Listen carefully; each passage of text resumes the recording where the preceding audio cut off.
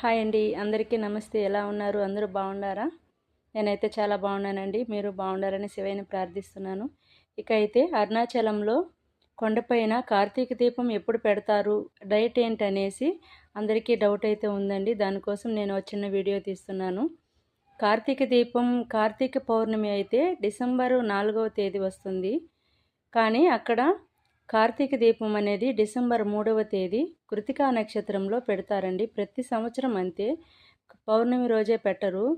భరణి నక్షత్రం ముగిసి కృతికా నక్షత్రం ఎప్పుడైతే పెడుతుందో ఆ నక్షత్రంలోనే కొండపైన దీపం అనేది పెట్టడం జరుగుతుంది.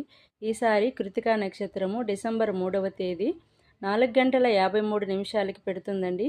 ఆ టైంలోనే 5:30 పైన పెడతారండి. కొండపైన 5:30 పైన కార్తీక దీపం అనేది పెట్టడం జరుగుతుంది. ప్రతి ఒక్కరూ 3వ తేదీ కార్తీక దీపం చూడాలనుకునే వాళ్ళు 3వ తేదీ వెళ్ళాలి. కార్తీక దీపం పెట్టి మళ్ళీ 15 రోజుల వరకు ఉంటుందండి, కాదని చెప్పలేదు.